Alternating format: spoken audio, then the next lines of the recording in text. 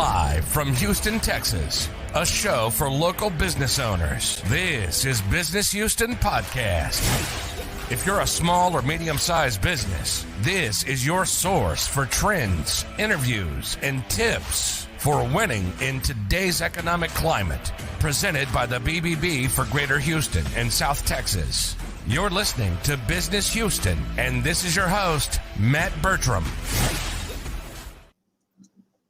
And we're here, we're live. Hey, David, how are you doing? I'm doing wonderful. Glad to be with you. Good. I got David Priest here with Home Prime Mortgage. How are you doing, David? Houston Prime Mortgage. That's what I said, right? Did I not say that? What did I say? You said home, but it's great. Oh, yeah, Houston. Sorry, I apologize. Here in Houston, so we're very Houston-centric. It's all local business. I'm licensed in Texas, but I only work here in the Houston area. Yeah, perfect. So, Houston Prime Mortgage for all your home needs. How about that? Right. All right. Well, David, it's good to have you with us. Why don't you just tell us a little bit about your background, maybe how you got started, and a little bit about Houston Prime Mortgage. Well, I've actually been in the business about 20 years. So I started in 2001. So it'll be actually 20 years this year. I spent the first 7 years kind of learning the business, working for other people, and figuring out what I wanted to do and how I wanted to do it. And then in 2008, I started my own business. And that was a very interesting time to start a mortgage business, because right after I started my business, about 4 months later, the world kind of blew up. Yeah. And basically the world had totally changed. I saw some of it coming. That's why we have Prime in the name. I knew subprime was dead. That was going the way of the dodo bird. But I had no idea that this mess up in the mortgage marketplace was going to have a global impact and was going to hurt so many people and cause so much economic destruction. Yeah, no, I mean, that was a crazy time. That was a crazy time, and who knows where we're at today. Yeah. So could you talk a little bit more about kind of what you do and maybe who your ideal customer is? Right. So I'm a small local mortgage company here in Houston. Like I said, I only work with people in the Houston area. Before the pandemic, it was because we did all of our meetings in person. Now, that's one thing we changed. We'll probably talk about that a little bit. But also, I attend all the closings. So I do stuff that's all locally here in Houston. I want to work with people in Houston.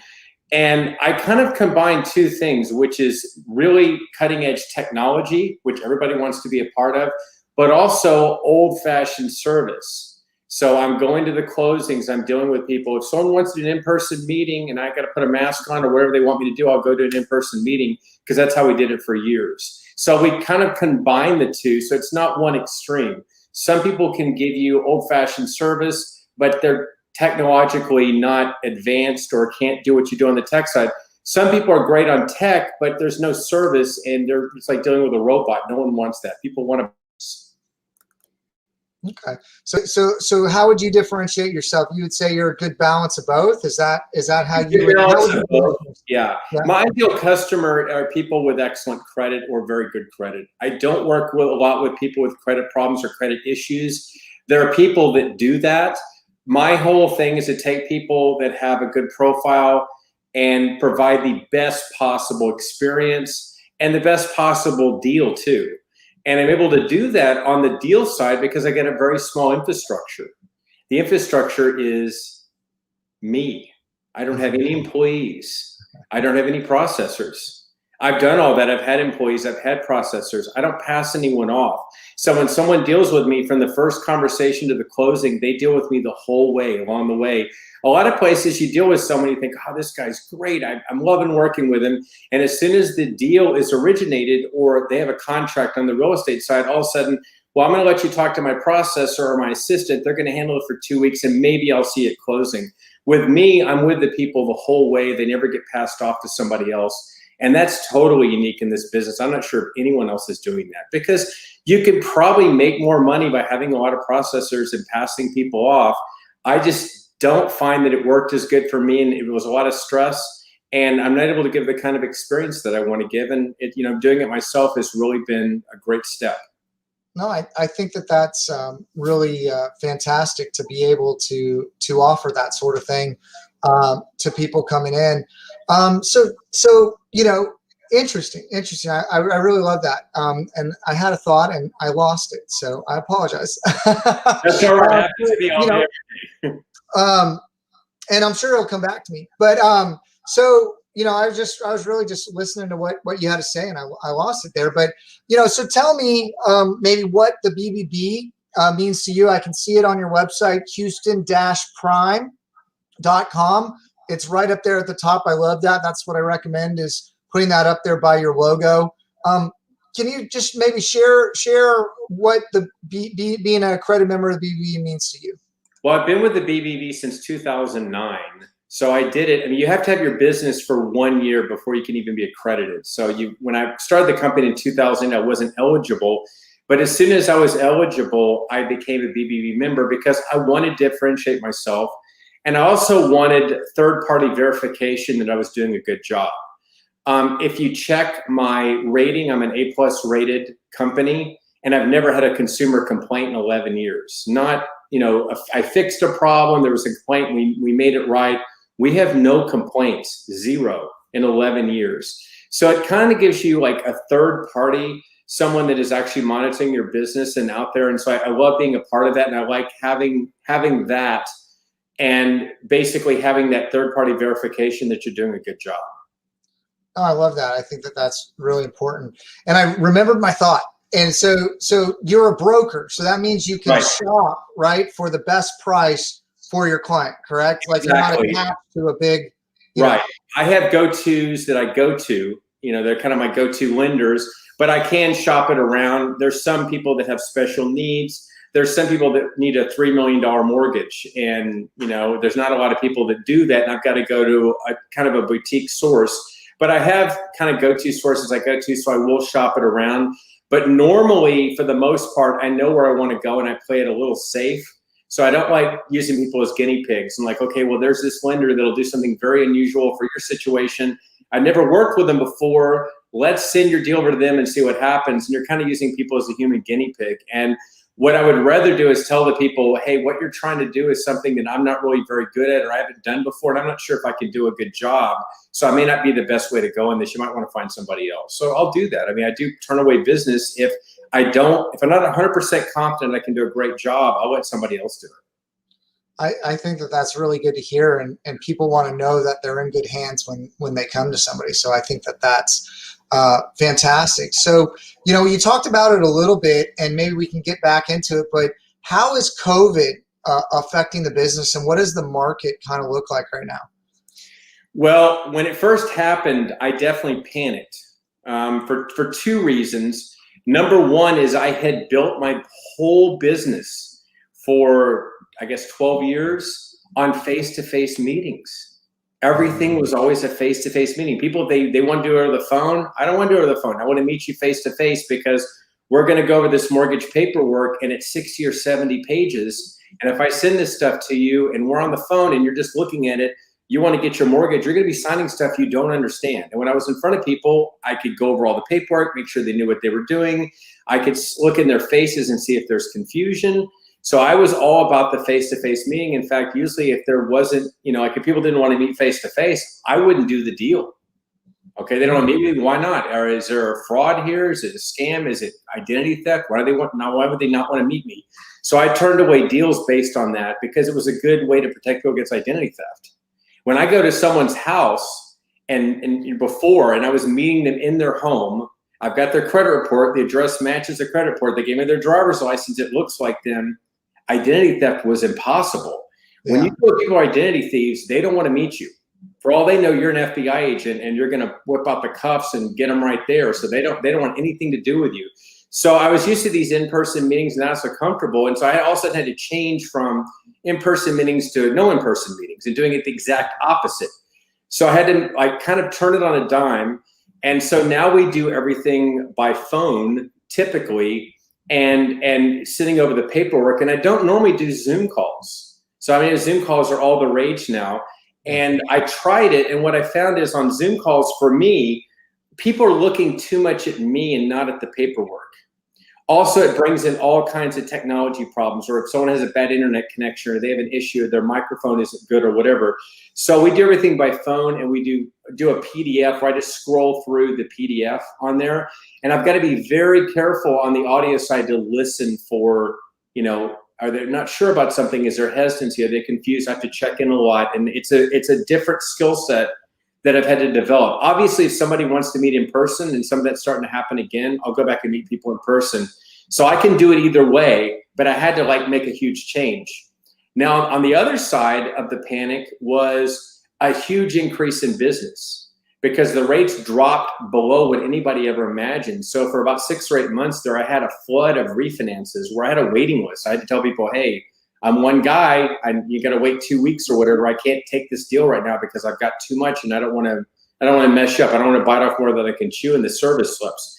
Now that's pretty much gone away because refinances, they're still out there, but it's cooled off a little bit on the refinance side, but there's a lot of purchases going on, and that's the hot market right now. Mm-hmm. So that's changed too. So in a lot of ways, it was good for my business because I learned a new skill. And I learned a new way of doing things, and I got people that I wouldn't normally have worked with before that didn't want to do the in-person meetings. And at the same time, there was a boost in my business for a while. I guess it was me and HEB were doing really good, and everybody else was having a rough time. No, that's so good to hear. And I really like what I'm hearing from you is, if you're looking for somebody that knows how to do mortgages, they can come to you. And you can help get them the best rate. And they know if you're not comfortable doing it, or it's not something that you know how to do, you're going to refer them out. And so people know that if you do take their job or their deal, they're going to be in good hands, and you're going to walk them all the way through the process, and you're going to take care of them. I think that that's really great to hear from kind of what you were mentioning and what I've kind of heard with kind of some of the mortgage processors and that sort of thing. Right. I mean, a lot of people, they basically take on an incredible amount of business, as much as they can handle with a lot of processors. And they figure out that they're going to have 10% that's going to fall out, that's going to be bad business. They got 10 or 15% where people are going to be upset and things are going to get blown and they're going to have a lot of problems. But the aggregate that they make, the 70% that works out okay, they still do really, really well. Like with me, since I'm by myself, and I don't have anyone to vent on or anything. I mean, I'm 100% responsible. If there's a problem, it's all me. I can't say, well, my manager, my processor screwed up. Sorry about that. He made a mistake. It's me. It's 100%. So basically, if I don't feel 100% confident that I can do a great job based on what they want to do and how much my book of business is at that point, then I may tell them to go somewhere else. Or, I mean, I'm very picky. I mean, if it gets into my office and I'm working on it, it's something I know that's going to go. And I know it's something that I can provide a good service on. And that's one thing, like if you have deals that are spotty, they're going to be sloppy and they're going to be spotty and the experience is going to be bad for people. And I don't want any part of it. No, I really like that. I know, anytime that I've purchased a house, it's really a stressful process. It's incredible. I just bought a house in December and I had to sell another house. And I did both myself. I did my own mortgage for my wife and I sold my other house myself, and I was a realtor in the house I bought. I've been doing this for 20 years. It was really stressful for me and I was doing everything myself. I wasn't even relying on other people and I was stressed out. So it's incredibly stressful. I think the biggest thing on the mortgage side is a lot of mortgage companies, everything happens at the last minute. So they sit around, not a lot's going on. You got a 30-day contract on a purchase. And then like the last 3 days, you don't know what's going on. You're going to close on Thursday. It's Monday. How much money am I bringing to closing? What's going on? Am I totally approved? Is there a problem? You don't know. And you're sweating it. You're thinking at the last minute, something's going to go wrong. I'm going to lose my earnest money. I'm not going to be able to close on this house. So what we try to do is on a 30-day contract, which is typical, and you're seeing shorter ones now, I go like full bore and I try to get the thing approved in about 2.5 weeks. So generally about a week before closing, I've already got all the paperwork at the title company. Everything's ready to go. And I'm actually having the agents call the title and say, hey, everything's there. Let's get everything finalized. Let's get our closing disclosure ready. So people can sleep at night, because if it's 3 days before and you don't know what's going on, the doubt starts creeping in. Can I really afford this house? Was I really approved? Is there going to be some kind of a problem? People have been disappointed before, and they're waiting for the shoe to drop. And you want to kind of get everything finalized before you get into that last week. I mean, obviously things happen, some things drag along, but it's not an ideal situation. So I try to stay away from that. No, I really like that. So is there any advice that you have out there that you want to give to people that you maybe learned over the years, or even business advice if you don't have any for maybe someone that needs a mortgage that you think would be a good nugget to pass along? Right. Well, I mean, I think on the mortgage side, if you haven't refinanced, refinance. Okay. I mean, is it possible the economy is going to blow up and rates will drop to 1%? I mean, sure, it's possible. You can refinance again then if it happens. But right now, it's a more of a mature market in refinance. And before with all the action the government is taking, and I don't want to get political, I mean, inflation is a very real possibility. And if you see inflation, they're going to start jacking these interest rates up. So if you haven't refinanced, do it. Whether it's with me or somebody else, it's easy money. I would take that off the table and do it. I wouldn't wait for rates to drop. I mean, they could drop, but no one knows the future. If you're buying a home, it's a tough market right now for buyers. It's good for sellers. You've got to go in with a very, very good agent. You're going to have to make a very aggressive offer. And if you're doing on a mortgage, like basically when I do pre-approvals now, I've got to call the listing agent who'll make offers and tell them, hey, I've really looked at this. We've got no problems. And I've got to give them a little bit of background. I'm limited because of privacy concerns. So I can't tell people everything. I can't tell them the credit score. I can't tell them where the person works. I can only tell them, hey, I've looked at this and everything is good, and I can try to make them feel better. But it's a tough market for buyers right now. And I'm not sure, when that's going to end. Now, one thing that could get worse is if the rates go up, because basically it's already a seller's market. There's a lot of buyers out there. If rates go up and buyers see, wow, the train is leaving the station now and the rates are at, they're under 3% right now. If they go to 3.5%, you're going to see a lot of buyers that were sitting around waiting for the rates to drop, or they were procrastinating. They're going to jump in the market, and that's going to make it even a crazier market. So, I mean, we might be at a top or near the top on the real estate market because it's so hot right now, but who knows? The most important thing is don't try to predict the future. You just have to look at your situation right now and decide, is this a good time to buy a house or a good time to move up in a house? And actually, if you're moving up, it's a great time, because selling houses $300,000 and under is so easy. I mean, you can do it in one weekend easily. And if you're moving to a more expensive house or building a house, you might be able to get in a more expensive house, a less competitive situation where you can get, not a great deal, but you can at least get a deal. The problem with buyers right now, as of when we're doing this, is you have trouble getting a deal. You're going to look at 10 houses, you might make an offer, and there might be 7 offers. That's really hard for people. It's frustrating. Wow. But wow. Won't last forever. Yeah, no. So David, I'm going to pull up your website here, houston-prime.com. And, if you could maybe share with the audience how, if someone wants to get in touch with you, what the best ways might be. The best way for me is always phone. So I'm old school. I mean, I love talking on the phone. So that's the best ways to call me if you have specific questions. Obviously, you can email me. My phone number, I'm going to give my cell phone number out, is 713-516-1207, or you can call the company phone, 713-520-7700. That just forwards to my cell phone, so I'm going to get it basically anyway. You can go apply on the website if you want, if you're more comfortable doing that, but actually calling me I think is better, because when you do a full application, it might take you 30 minutes or an hour to go through an application online. And actually, verbally, I can take the basic information in less than 10 minutes. It's more like 5 minutes. So it may be the only thing in the world that you can do it like on the phone faster than you can do online. Once we're on the phone, I can do it in 5 or 10 minutes. And you can also email me with questions. It's david@houprime.com. It's a very simple email address.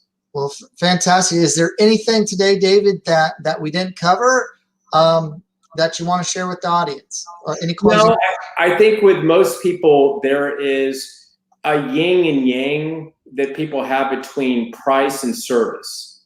So if you go out and you buy a Mercedes-Benz or a BMW, you get great service maybe and a great car, but you're paying an incredible amount of money.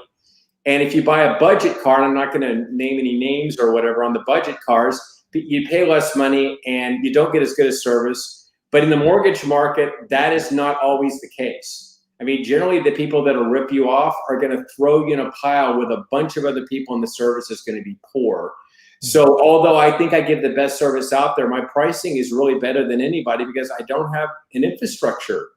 I don't own any buildings. I don't have any employees. I'm not paying for anyone's health insurance. I'm not doing all the stuff that normal business people do. And the incredible thing we have with technology now for people that want to start a business is you can start a business and start very small, and you don't have to go out and get a business loan and have 50 employees to start out with. And that if someone wants to start a business, that's my advice, is learn the skill up front like I did and start very small.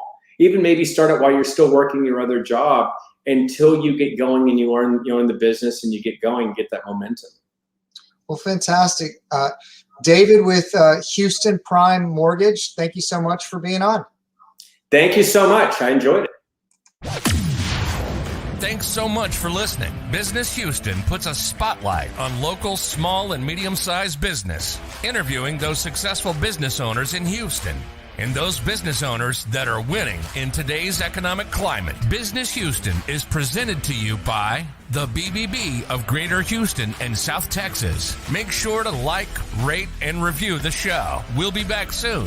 But in the meantime, hook up with us on social media at Hugh Biz Podcast. That's HOU Biz Podcast. Till next time, this is Business Houston.